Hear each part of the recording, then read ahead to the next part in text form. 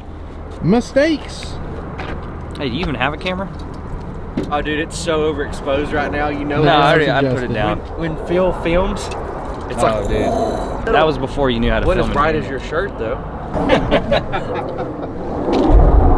don't even know if you're gonna be able to hear us at the airplane, but we got a little treat for you guys today. New EVL 80-pound limbs. A couple of us, me and Phil, are shooting 80 pounds this year, and so we don't have our hands on a 70-pound bow right now, but we are just gonna go in and bare shaft tune this thing, kind of get it set up to my liking, and just see what the speeds are on shooting a 260 Easton axis. So Should be like what, 470 grains? Yeah. Should turn out to be about like that. yeah. And it is bright off. And something else we wanted to test out, we've got these new strings that we're testing out for Squatch Bowstrings. They're a company out of Kentucky. They sent us a couple strings to try out. So far Phil has put his on his bow. They ran them on a stretch overnight and it was still holding at 81 pounds the next morning. So we're pretty impressed so far. So we're also gonna test those out.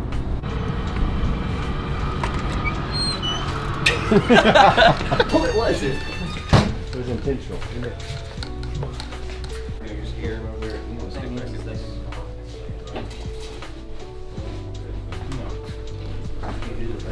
Good. All right, just got our fletchings tore off. They were factory fletchings, so it was a little bit harder to get it completely clean.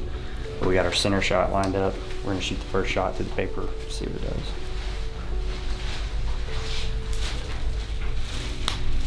It's on the elbow.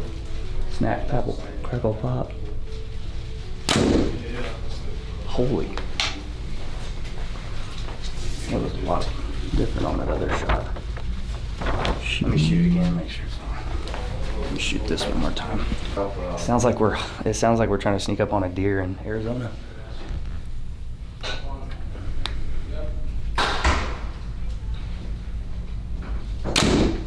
Same thing. So when paper tuning a bow, what we're doing is shooting our arrow through paper to see how the arrow's coming out of the bow. So what we had when you shot the first couple of times is a slightly tail right tear, okay?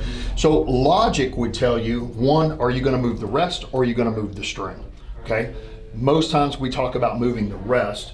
So, but when you have dealing with a left or right tear, logic would tell you if I'm going to move the rest, I need to move the rest to the right to put the point in front of the tail. But left and right is the opposite of logic. Up and down is logical, left and right is the opposite. So in reality, what we need to do is move the rest to the left, or we can move the string to the right, okay? So we, instead of moving the rest at this point, we're gonna go ahead and shim the cams. So what we did is take there's several different thicknesses of shims on each side. So we took a 20 thousandths shim off the right side and moved it to the left, so we actually shifted the cam to the right. So if we go back to the tear, we either need to move the rest to the left or the string to the right. Okay. So sometimes what also happens, so you say 20 thousandths isn't a lot, but in changing the load that the cam has on the two limbs, we might actually lean the cam just slightly a little bit too. So we're not just moving it over the 20 thousandths, we might actually lean the cam slightly, and that changes where the string comes off the cam, so it moves it further than the 20 thousandths, okay? So that's what we did just as a start. Let's address this, and then maybe we can fine tune with the rest. Okay. I gotta go to L camera.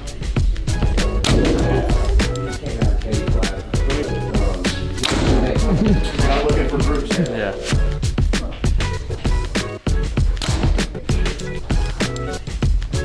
So the left and right is out. So on that, with the load, the rest up or down. raise up. Yeah. Opposite. And so what you have is tail high tear. So up and down is logical. So what you're gonna move the rest, or you can move the loop, whichever. The rest is probably the lesser of the evils. Right. So the rest needs to go up a little bit to fix that. My boat, bring a boat.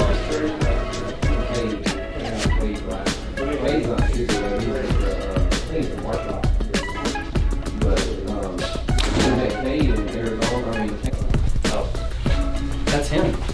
If you say not.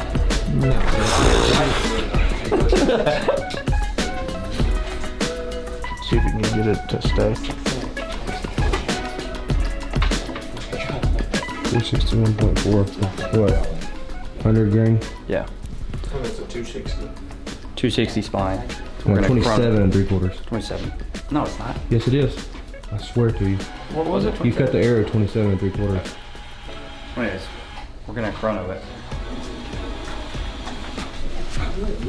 Like I was saying earlier, we shot 70 pretty much every year for the past, ever since really I started bow hunting. I decided to switch to 80 pounds. I just like to see a heavier arrow now that we're hunting out west a lot more, travel a little bit faster, so I went to 80-pound limbs. So we're gonna chrono this. You got it? I guess. What's going on here, but just try it. Alright, ready? So you said aim what? Try to send your arrow like right here, tip of my finger. Okay. But closer. Yeah, I would. 296, so 4 feet. He says. I mean, you're getting 300 for sure. You just were getting Did you tell him what Mike 307. said? You tell him what Mike said about that chrono? Yeah, he did say it was 4 foot slow, but Phil has the exact same draw, same bow, 80 pounds. Actually, yours Mine's was pulling a hot 81, and we tested the boundage on mine. It was like 79, I think he said, and some change. So, still for 460 grain arrow for moving. What was it? 296. 297. Moving. Well, For total is 301-ish. Got it. Mm-hmm. Okay. There's probably by now a couple different EVL reviews on YouTube. I'm just going to tell you my personal opinion on the bow. As of right now, I've been shooting it and we shot it through paper. We've been doing reviews with it and everything, and this is at 80 pounds. I have it set at 90% let off. It's by far, I feel like it shoots smoother. I feel like it's the same cams that I had on my NXT. I think these are the SE cams. And honestly, I feel like the bow, just in the way maybe the riser construction is, it feels a lot more dead in your hand. So if you haven't, the draw cycle back wall, it's set at 90%. I'm talking, you could sit here and hold this all day long. And even at 80 pounds, just drawing the bow back and forth is super smooth. But I was really just wanting to see what the speed difference was going to be, because like I said, we started hunting out west.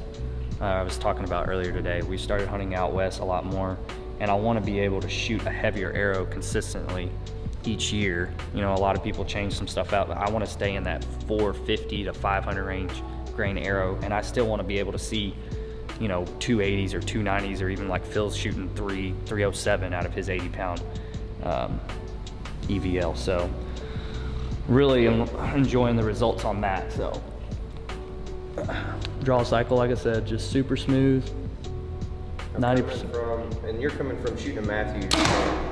You shot Matthews for Yeah, years. I shot Matthews for 3 or 4 years. Shot Elite a couple years. Really well. But PSE has stepped their game up. I mean, this new riser construction, I mean, I had a guy tell me, I think it was Caleb that told me, if you can sell a bow 4 feet away, that's all that matters. A lot of people nowadays, all they care about is looks. Yep. But I'm telling you, if you guys would give it a chance, put it up against the new Hoyt and the new Matthews, I promise you, you're not going to be You'd be disappointed. impressed, yeah. It's going to be close, a very close comparison. He's getting really close. I think that means it's time to end. All right, forgot to give Cinnamon Creek a shout out. Appreciate Kyle, the manager over here, letting us test out these bows. And then Michael Braden. Yeah. He's a pro shooter for PSE. You know who you are. Thank you for helping me setting this stuff up. And we got to hurry up out of here because we got to go bow fishing. And I hate doing that, but we got to do it. All right.